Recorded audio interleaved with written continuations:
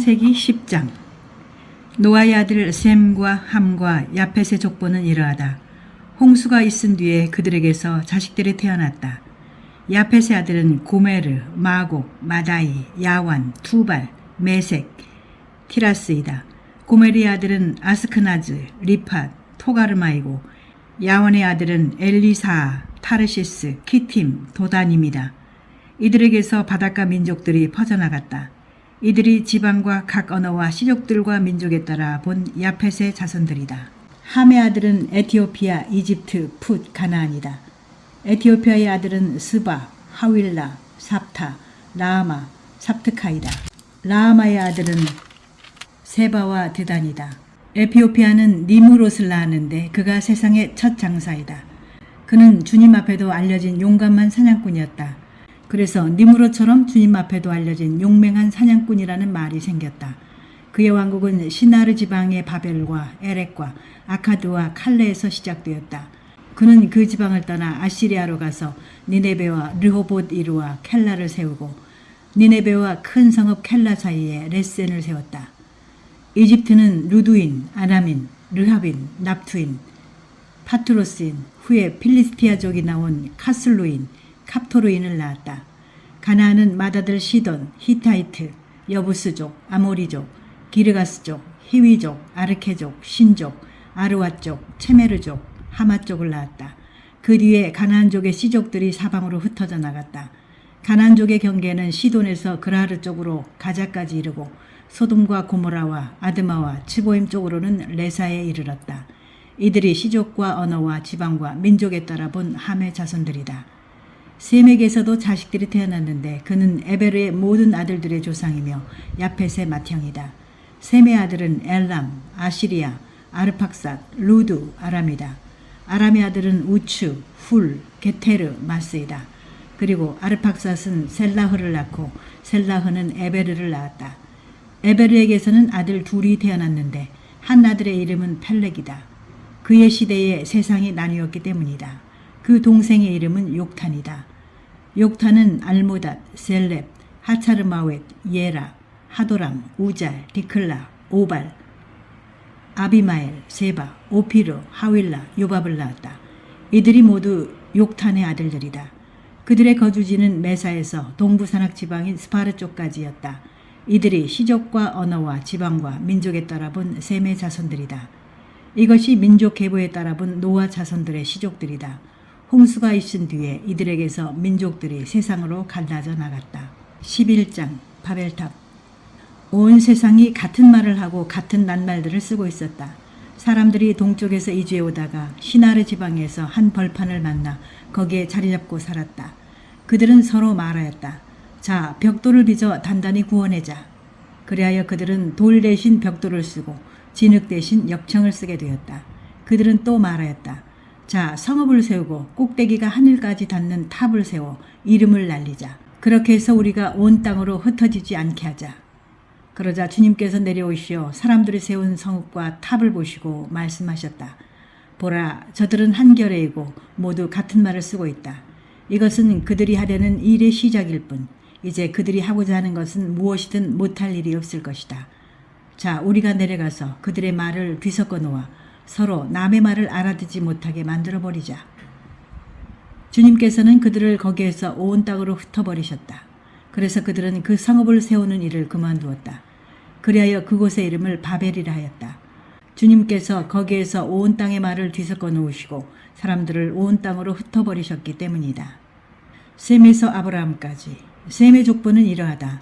셈은 나이가 100세 되었을 때 아르팍삿을 낳았다. 홍수가 있은 지 2년 뒤의 일이다. 아르팍삿을 낳은 뒤 셈은 500년을 살면서 아들, 딸들을 낳았다.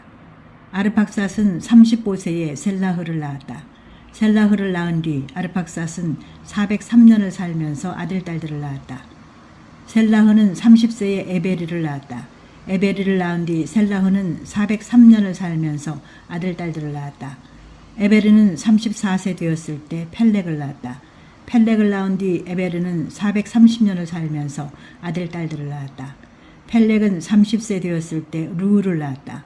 루우를 낳은 뒤 펠렉은 209년을 살면서 아들, 딸들을 낳았다. 르우는 32세 되었을 때 스룩을 낳았다. 스룩을 낳은 뒤 르우는 207년을 살면서 아들, 딸들을 낳았다. 스룩은 30세 되었을 때 나호르를 낳았다. 나호르를 낳은 뒤 스룩은 200년을 살면서 아들, 딸들을 낳았다. 나호르는 29세 되었을 때 테라를 낳았다. 테라를 낳은 뒤 나호르는 119년을 살면서 아들, 딸들을 낳았다. 테라는 70세 되었을 때 아브람과 나호란과 하란을 낳았다. 테라의 족보는 이러하다. 테라는 아브람과 나호르와 하란을 낳았고 하란은 롯을 낳았다. 그러나 하란은 본고장인 칼데아의 우르에서 자기 아버지 테라보다 먼저 죽었다.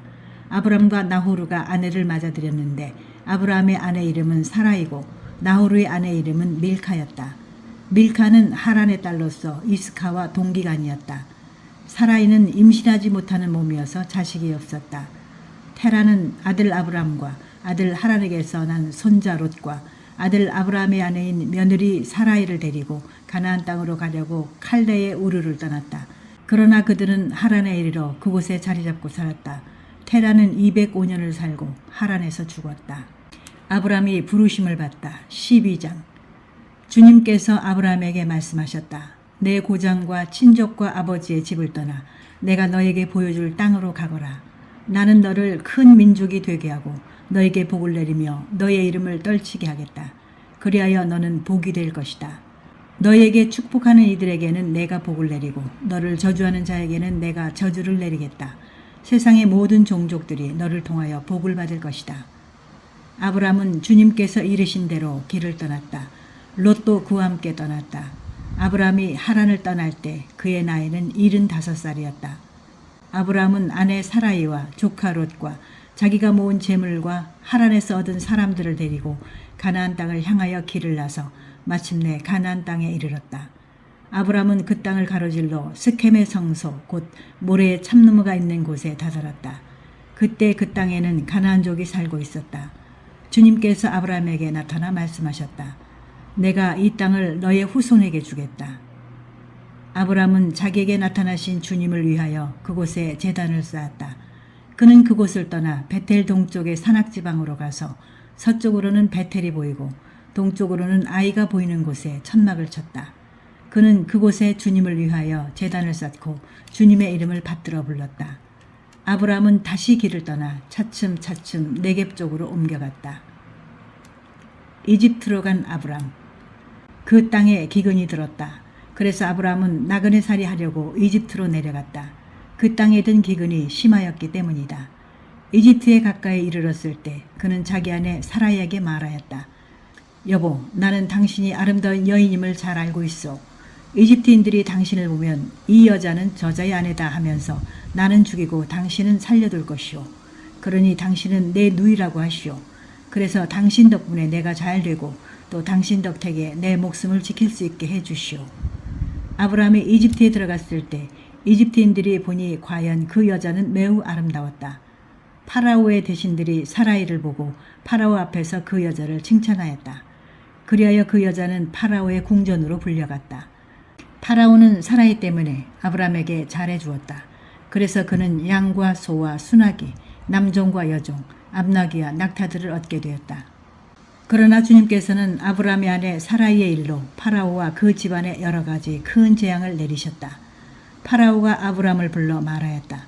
네가 도대체 어찌하여 나에게 이런 짓을 저질렀느냐? 그 여자가 네 아내라고 왜 나에게 알리지 않았느냐? 어찌하여 그 여자가 내 누이라고 해서 내가 그를 아내로 삼게 하였느냐? 자, 내 아내가 여기 있으니 데리고 떠나라. 파라오는 신하들에게 명령을 내려 아브람을 그의 아내와 그의 모든 소유와 함께 떠나보내게 하였다.